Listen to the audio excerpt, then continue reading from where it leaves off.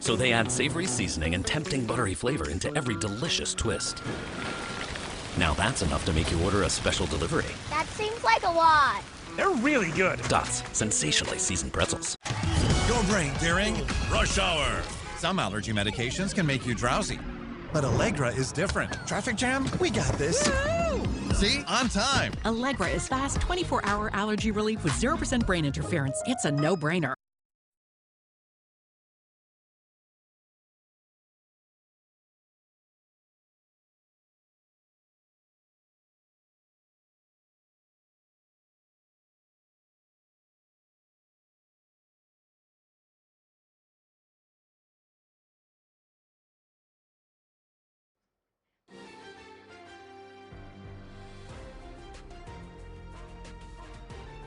This is Kcal News Mornings. Good morning. Today is Wednesday, September 10th. I'm Kcal Dt. And I'm Christine Lazar in for Chris Holmstrom. And here are some of the stories we're tracking as you're headed out the door this morning. The mystery deepens. Who is the woman found dead in the trunk of a Tesla? Plus, how a singer who's on a world tour is getting pulled into that case. Also, a cargo calamity in the port of Long Beach. Dozens of shipping containers go tumbling into the water. You see the video right there, and we'll take you live to the cleanup. And another tense escalation in the Middle East. Israel attacks a key U.S. ally in pursuit of Hamas will have the impact on the ceasefire. But first, I have a next traffic alert to tell you all about right now, and unfortunately, it is a deadly crash. The entire freeway is shut down north on 5 right at the 134. You're being diverted off at the 134, but the backup is now extending before the Colorado exit. You can see that big patch of black on the map this morning. That's always an indication that something is off limits. So again, I've issued an next traffic alert for this. This is a look at the scene from our photographer, Mike McGregor, who's down on the ground there, and you can see no vehicles coming by. You can also see that vehicle in the center just destroyed, and CHP on the scene as well as they continue their investigation. So this is causing significant delays. I believe the coroner is actually starting to drive away from the scene right now, but you can take the northbound 101, you can take the northbound 2, or you can take San Fernando Road. But again, avoid that backup at all costs. That will definitely cause issues the longer and longer it's there. The rest of LA at the moment, we're seeing our usual slowdowns. Orange County, you're relatively quiet. That's a look at the Orange Cross, just some volume there. Inland Empire, though, is where we have more delays here. I have a crash south on 215 at Central. This one's in the center divider. Both directions are slowing down there, and I'll have your travel time in that area in just a bit. And it's time now to take a look at your next weather with Amber Lee, who's joining us this morning. Good morning, Amber. It's definitely starting to feel a little more like fall.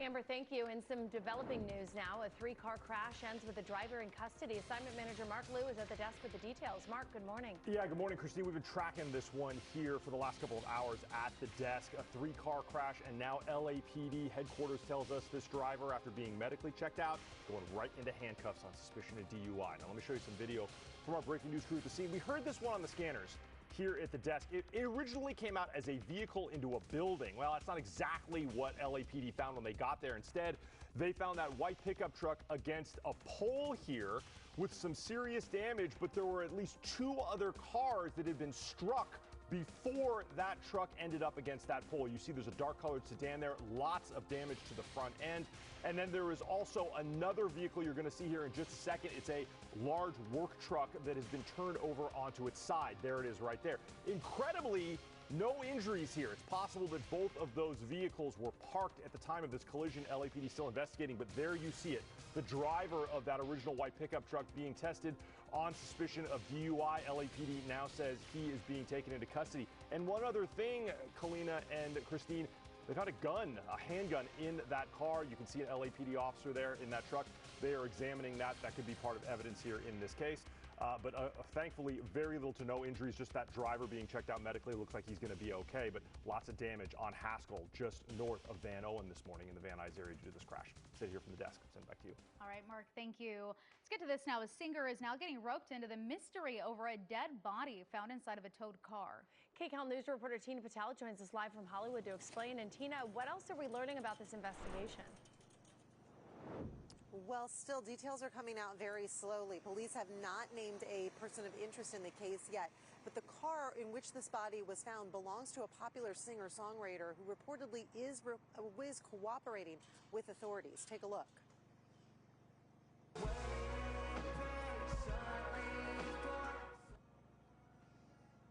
That's David, whose legal name is David Anthony Burke. He's currently on a world tour performing for fans last night in Minneapolis. He has a concert scheduled here in LA next weekend.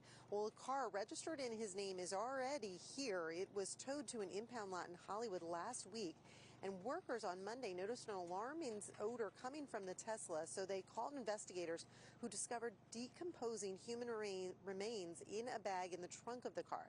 Now, the medical examiners say those remains belong to a woman. They are still trying to identify her and how she died. They believe she had been decomposing inside that vehicle for an extended period of time before she was found. People in the Hollywood Hills say that Tesla had been abandoned in their neighborhood since the beginning of summer. I think the community knew something was wrong and reported the car being abandoned. We all thought it was sewage. It's like heartbreaking for whoever the victim is. Yeah, there still are a lot of questions. Now, the medical examiner says the victim did have a tattoo on her index finger with the letters SHHH, like shh. So they have put that information out there. They're hoping that maybe that triggers some thoughts in somebody, and maybe somebody who knows this victim will come forward. We'll send it back to you. All right, Tina, so many things still unanswered. Thank you. Well, strangely, but not related, police found another body in a towed car, this time in South LA. Investigators say it was discovered in the burned out trunk of this Honda Civic, which was picked up and taken to a tow yard just yesterday. Investigators are still trying to identify the body. Dozens of giant shipping containers tumble into the sea at the Port of Long Beach. Yeah, it's pretty incredible video. And now the cleanup is still underway this morning. Kcal News reporter Amanda Starantino is live in Long Beach. And Amanda, you said it was going to take a while.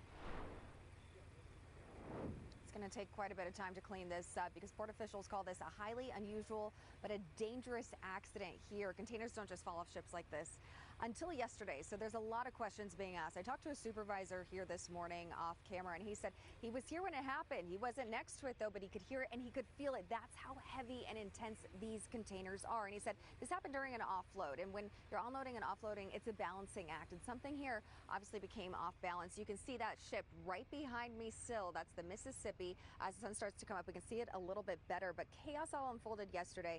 That massive cargo ship that you're looking at lost dozens of shipping containers, sending them crashing into the water. What you're looking at here, you can see some cargo containers leaning dangerously off the stacks, actually, and some are even in the water, where fireboats used high-pressure water to push fallen containers over to the sidewall. Take a look at this video when it all started yesterday. Oh, what's going on the stacks?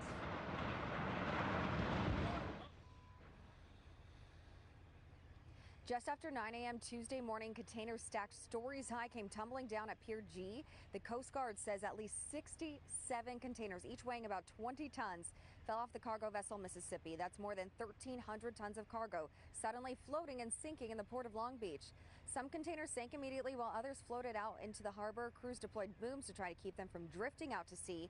Port officials suspended operations and evacuated around 100 workers.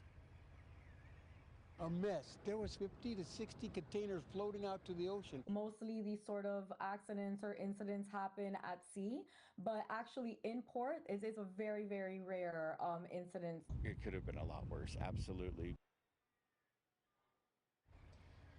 Well, officials say one person suffered a sprained ankle and a small barge was partially crushed by the falling containers, but no major injuries. The Mississippi, which we are told just came in from China, was carrying more than 2,000 containers packed with clothing, shoes, electronics, and furniture, all bound for U.S. retailers. Port officials say cargo ships like this are offloaded every day, but something here went significantly wrong.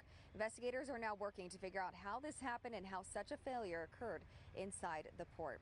If you come back out to us live here, the Port of Long Beach moved nearly 10 million containers last year, so losing 67 won't make a huge dent in overall operations, but with so much weight and so much risk, experts say the real story is how this dramatic collapse could even happen here at dockside. So now, this investigation, it's all going to shift to how this happened and who's responsible. So that supervisor I spoke with this morning said it could have been a human error, a technical error, a mechanical error. They still need to figure out exactly what happened because they don't want this to happen again. But he also told me there's still going to be a lot of moving parts here because you guys saw it when my photographer Sparkle zoomed in on it. You can see some of those containers still leaning over. He said some of those are still going to be rolling down. So there's still going to be some action here happening before all of this is actually cleaned up. But it's very careful, you know, like playing a game of Jenga. It's kind of what they're doing now.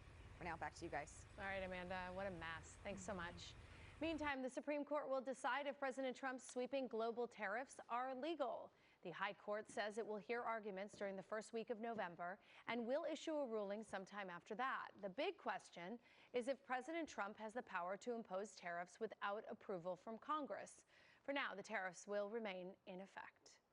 As the Israeli military prepares for a takeover of Gaza City, President Trump says he's upset with Israel over an airstrike on another American ally, the country of Qatar. The airstrike killed 6 members of Hamas who were in Qatar for peace talks, and the attack came as Hamas was negotiating team was meeting in Doha to consider a U.S. ceasefire proposal.